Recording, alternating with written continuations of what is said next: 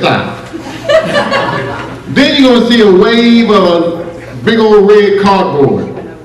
That means it's time to stop. And then you're going to feel a big microphone up against your head. That means that I made you stop. Okay, next, Joe Mooney. Joe, come on.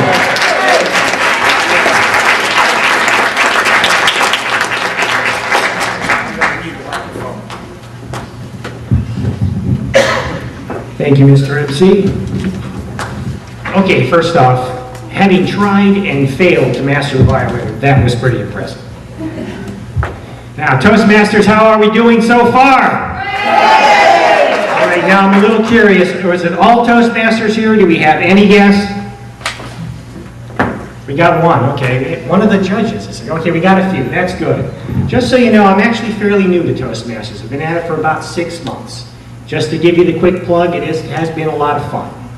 Now, before I did Toastmasters, I did dabble a little bit in storytelling, of all things, as a member of a historical recreation society, and that was a lot of fun too. In fact, one of the larger events I used to attend every year had this fundraiser for the volunteer medical staff called a drag race. Now, this is very simply a race run by men dressed as women and judged by women dressed as men. Well, you guys are going to be easy. Anyhow, as you can imagine, it wasn't so much about the race as it was an opportunity for the guys and girls to make fun of each other. And one year, a group of us decided that the following year, we're going to do this. Now, this was August. By early September, a friend of mine, who's going to do the costumes for all of us, shows up at my apartment with this multicolored ankle-length skirt. I'm going to be a gypsy, apparently. Now, as it happens, this same circle of friends usually did the local Halloween look together, so without even thinking about it, I say, oh, if you get it done by the Halloween, I'll wear it for that too. Not a problem, she says. Pulls out a tape measure, which she happened to bring with her, starts to measure me around here. Very matter-of-factly tells me that in order to be able to finish my costume, she's going to need to know my bust size. I need to obtain a bra, let her know when I have it, so she can get the rest of the measurements that she needs. Well, I'm a guy. I want to go big. Don't judge me. I mean, honestly, how often do you get the chance? If I'm going to do this, I want a rack. Back in my mind's eye, I've got an idea of what you might call comically large. And at first I'm thinking this isn't going to be too difficult. You know, just go to a thrift store or Goodwill or something like that, and find a bra that fits, it looks like it could be modified. Bring it back to my costume designer friend, she can make comically large happen. All right, well, you see, the thing about Goodwill is they tend to be these wide open warehouse kind of layouts. There's a lot of bargain hunters there, especially on weekends, and not a lot of staff. They are, after all, a not-for-profit. So things have a tendency to get jumbled around a bit, which means if you're looking for something specific, you got to be prepared to hunt for it. Which in my case means I'm a guy picking through racks of used women's underwear. And that got a little weird. So all right, Goodwill's not going to work for me. So you know what? Let's just go to a lingerie store. You see, lingerie stores are smaller. Less people in them at any given point in time. There's somebody there who can help you. Problem is, a little pricey if you're just looking for something to modify for a Halloween costume. This leads me to my next discovery. Comically large exist. And once I had seen the size, that contraption, I started to wonder if my back could tolerate the load.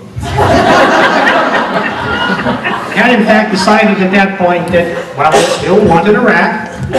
Don't judge me. I'm trying to be a little more in proportion. However, I was priced out of the market here, so I thank the lady for being willing to answer my questions anyways. And I managed to find a lower end lingerie store. You know, farmer's market. The farmers markets are generally only open on weekends, and as some of you seem to realize, when they all are open, they are wall-to-wall people. However, this particular store was kind of out of the main people stream. There wasn't too many customers in there at this point in time. And you know, by now I've been through the process a couple of times. sometimes. Now, don't get me wrong, it's uncomfortable bra shopping if you're a guy. But the edge would come off a bit. You know, I can do this. And really the best approach is the direct approach. I just walked right up to the lady and said, I'm dressing in drag this Halloween and I need a bra. Well, it turns out she knew what she was doing. Now, the first thing she tells me is that what I really need is something called a long line bra.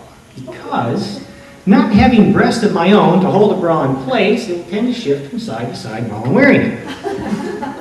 A long line bra, having more material in the midriff section, will tend to be more secure.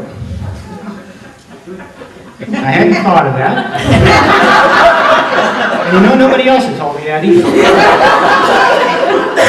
But it made sense. She goes on to tell me I want something that closes in the front because I'll never manage all those hooks behind my back. And it makes sense. She asked me if I'd been measured. I tell her yes, and I show her. And she's satisfied with that, so she reaches into one of these rolling cabinets and pulls out a box containing a front-closing, long-line brassiere size 40 double D. Now, she picked out the cup size. Said that on me this would look ample, but not disproportionate. All right, clearly I'm not the first guy she sold a bra to. I don't always think it was for a Halloween costume either, but that's okay. She's being helpful. She then goes on to tell me that I'm going to need to try it on before I leave. You see, it's underwear, and if you get it home and find out it doesn't fit, you cannot return it. All right, I hadn't thought of that either. However, she has a point. Refund or not, I don't want to get this thing home, find out it's not going to work, and have to come back here and do this again. So I take the box and I head into the dressing room. It's a women's lingerie store, there's only one dressing room. I get my shirt up and I get this thing hooked up, and it's a little snug through here. But I think it's supposed to be snug through here. Other than that, I'd have to say it fits. If I had actual breasts, this thing would be lifting and separating, no doubt about it. So, okay, it fits. So I get this thing off and I get it folded up and I get it back in the box, and now the box has got this bulge in the middle and I can't get the flaps to close, and the straps are flying out of it, and I'm trying to squirt these things back in. And I've got this irrational purpose in my mind of trying to erase any evidence I've ever been inside the box. When it dawns on me, you're a guy who has walked into the dressing room of a women's lingerie store with a bra, and you've been in here a long time. And eventually you start to realize that you're just kind of messing with your own head. I mean, let's take stock of the situation. It is near Halloween. No one here has given me a hard time.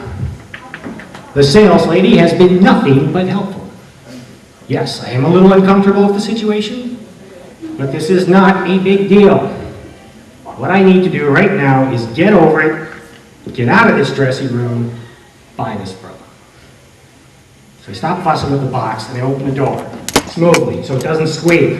I step out and I close the door behind me, not all the way so it doesn't click shut. And as casually and as inconspicuously as I can manage under the circumstances, make my way to the checkout counter. When from across the store I hear, "Did it fit okay?"